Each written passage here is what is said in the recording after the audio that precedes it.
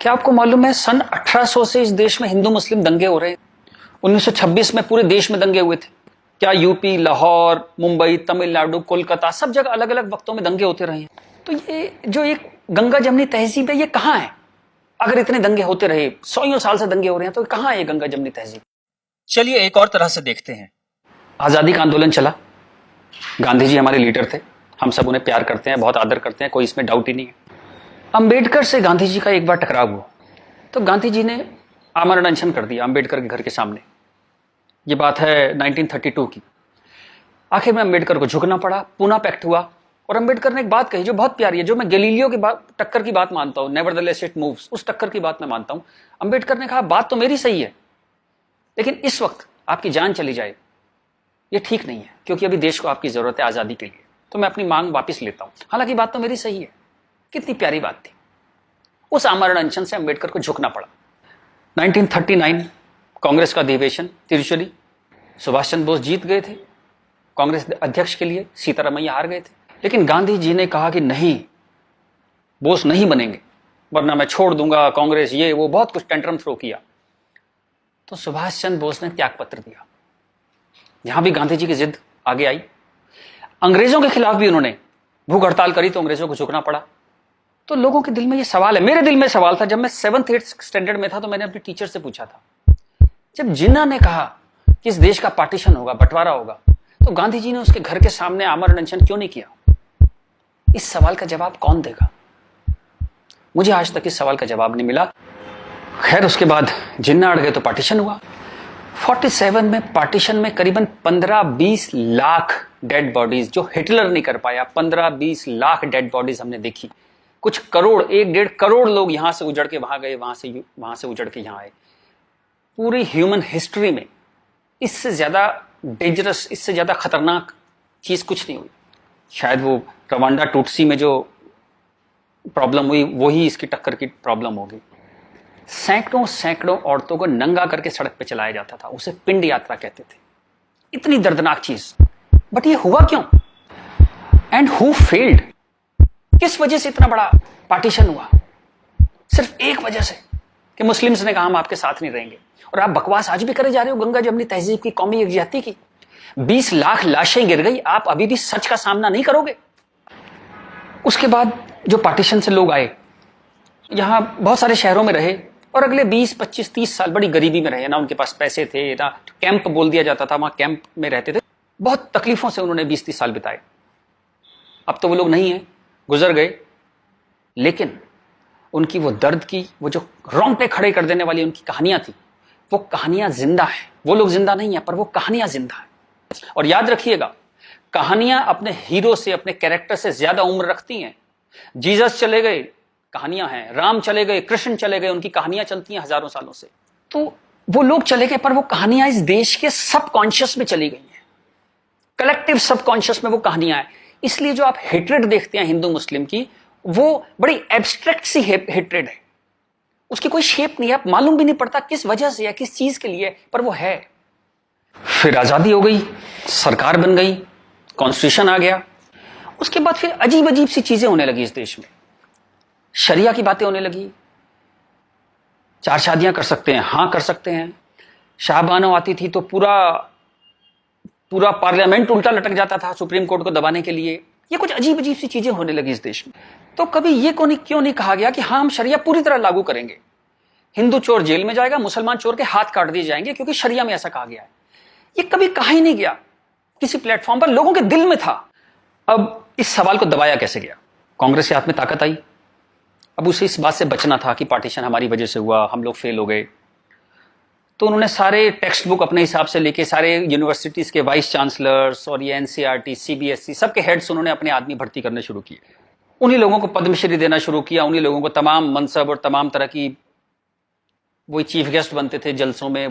सारी text book वैसी छपने लगी, जहां बस यही बताया जाता था कि दे दिया हमें आजादी, बिना खड़क बिना ढाल। और वो जवाहरलाल नेहरू या फूल लगाते थे और उस बच्चे उन्हें चाचा नेहरू कहते थे।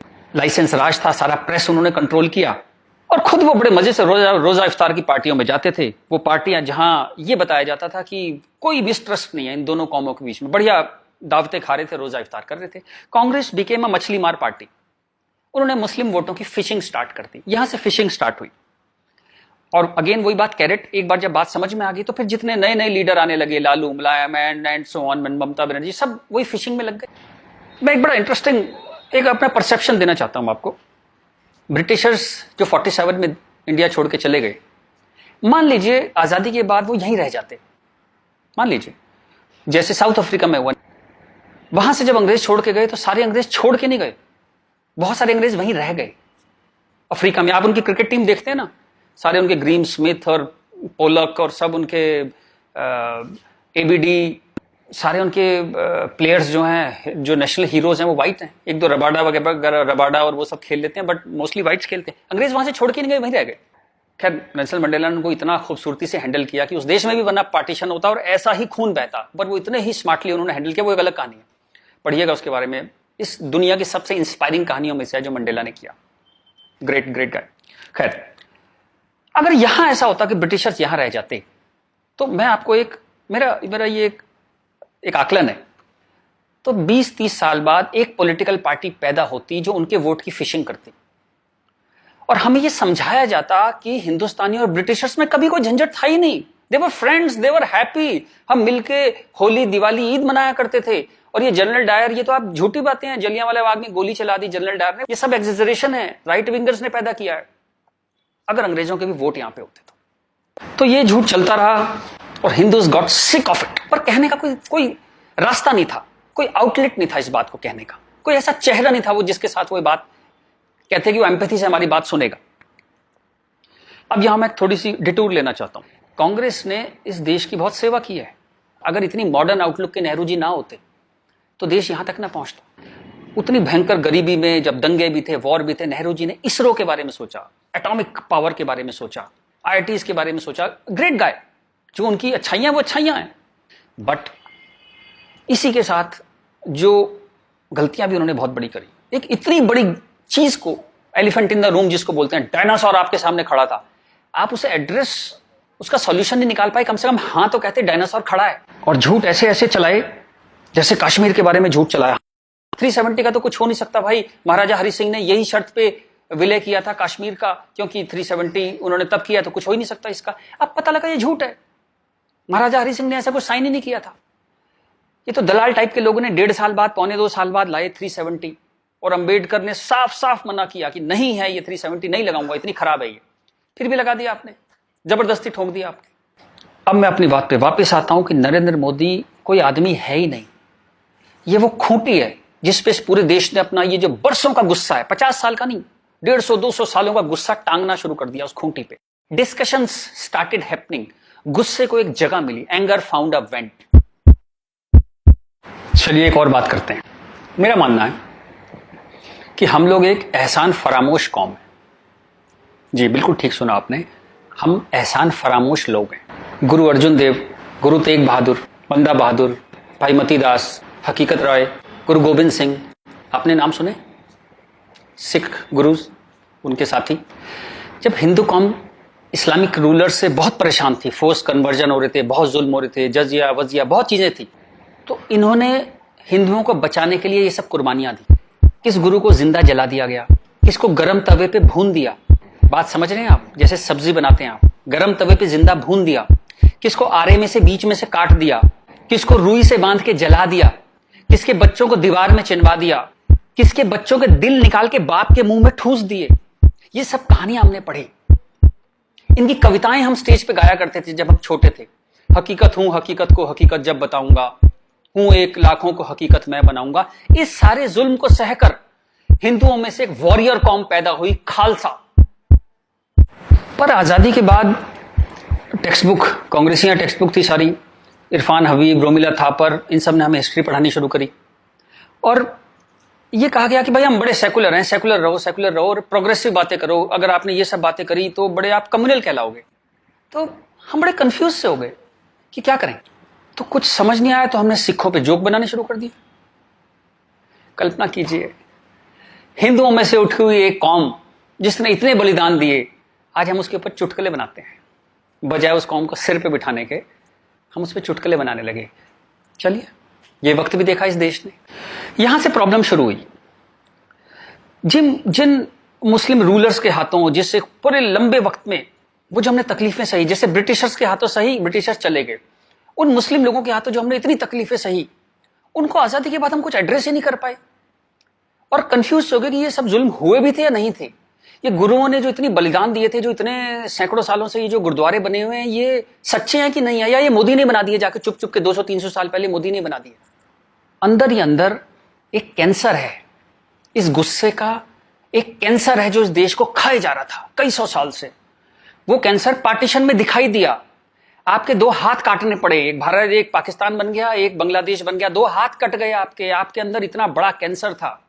लेकिन आप क्या करते हैं, आप लिपस्टिक लगाते हैं, पाउडर लिपस्टिक लगा के आप कहते हैं भाई everything is well, all is well. चलिए इस प्रॉब्लम को एक और तरह से देखते हैं। तो ये भारत पाकिस्तान बांग्लादेश तीनों को मिला दें तो करीबन 50 करोड़ मुस्लिम लोग हैं यहाँ पे रहते हैं। ये कहां से आए? इतने मुस्लिम तो अरब में भी नहीं है, मिडिल ईस्ट में इतने मुस्लिम नहीं है। इस देश में पारसी भी आए, बुद्ध हैं, राजपूत हैं, सिख हैं, बहुत कौम है, ये क्यों नहीं हो गए 50 करोड़? इस क्वेश्चन का क्या आंसर है? फिर एक दलाल टाइप के जो लोग हैं उन्होंने एक नया नैरेटिव स्टार्ट किया। ये पिछले 25-30 साल से ज्यादा जोर पकड़ा इस नैरेटिव ने, 20-25 साल से, कि ये प्यार से कन्वर्ट हो गए, ये हिंदू ही थे, प्यार से कन्वर्ट हो गए। वेरी गुड, वाह। ये कहा गया सूफी संत आते थे, दरवेश फकीर वकीर आते थे, और लोग प्यार से कन्वर्ट हो गए। मैं आपको एक एग्जांपल देता हूं। जैसे हमारा एक बहुत बड़ा देश था, ऐसे एक बहुत बड़ा देश था पर्शिया, वहां पारसी रहते थे और वो कलाओं में, ट्रेड में, एजुकेशन में बहुत ऊपर देश था, उसकी वो पूरी सिविलाइजेशन बहुत हाई पे थी। ये मिडिल एजेस की बात है, मुस्लिम्स का अटैक हुआ, करीबन 25-30 साल में एक भी पारसी जिंदा नहीं बचा, सारे देश छोड़ के भाग गए, मर गए, लूट हत्या बलात्कार, और 25-30 साल में एक नया इस्लामिक मुल्क बन गया। बाद में जिस मुल्क का नाम पड़ा ईरान। सारे पर्शियंस कहां गए? कुछ भाग के तो हिंदुस्तान भी आ गए थे। वो प्यार से कन्वर्ट हो गए। ऐसा प्यार इस दुनिया ने कई बार देखा है, अफ्रीका में, एशिया में, ऐसा प्यार 25-30 कंट्रीज ने बर्दाश्त किया है, और वो 25-30 कंट्री टोटल इस्लामिक बन गए। और लेटेस्ट कश्मीर, जब वहां से 3 लाख 4 लाख हिंदू भगाए गए तो वो प्यार से भागे वहां से, और पूरा कश्मीर इस्लामिक हो गया। Make no mistake, it's a caliphate. जो बगदादी करता है खलीफा जो अपना साम्राज्य बनाता है जहां सिर्फ मुस्लिम होते हैं, और अगर गैर मुस्लिम है तो उन्हें डिम्मी बन के रहना पड़ेगा, खत्म होकर रहना पड़ेगा, वो कैलिफेट है इस्लाम की। इस वक्त कश्मीर में, हिंदुस्तान में कैलिफेट है। 1921 में मालाबार में दंगा हुआ था, वहां भी कैलिफेट बनाने की कोशिश की गई थी। कुछ 50,000 या 1 लाख हिंदुओं को बाहर निकाल दिया था वहां से, फोर्स्ड कन्वर्जन किया था, तो तब नहीं बना पाए। लेकिन आज कश्मीर में कैलिफेट है, ध्यान रखिएगा। ये आपकी गुलदस्ता और कश्मीरियत, जमहूरियत, इंसानियत सबके बीच में एक कैलिफेट बन गई। लेकिन आप कहते हैं कुछ हुआ ही नहीं है। और जब ये 3-4 लाख हिंदू वहां से भगाए गए 1 महीने के अंदर, तब कॉन्स्टिट्यूशन सो रहा था, इंटेलेक्चुअल सेमिनार कर रहे थे, गंगा जमनी तहजीब पे सेमिनार कर रहे थे, और इस तरह की तमाम रोजा इफ्तार की दावतें चल रही थी। Happy, everybody was happy. और जो पूरी तरह इस्लामिक नहीं बना, उसके टुकड़े हुए, जैसे हिंदुस्तान के टुकड़े हुए, सूडान के टुकड़े हुए, और आपकी और हमारी जिंदगी में, हमारे लाइफ टाइम में स्वीडन के टुकड़े होंगे। आज से 15-20 साल के अंदर स्वीडन टूट जाएगा। ये एक प्रोसेस है जो पूरी दुनिया में चल रहा है। आप या तो बहुत भोले हैं, देखते ही नहीं, या आप इतने मूर्ख हैं कि दुनिया में क्या हो रहा है आपने कभी देखा ही नहीं, या आप झूठे हैं, या आप दलाल हैं। अगर आप इस पूरे प्रोसेस को मना करते हैं कि नहीं ऐसा कुछ नहीं था, यहां तो बड़ी गंगा जमनी तहजीब थी, आप इन सब में से एक है, या हो सकता है सब कुछ हो। चलिए मैं आपके साथ एक एक्सरसाइज करता हूं।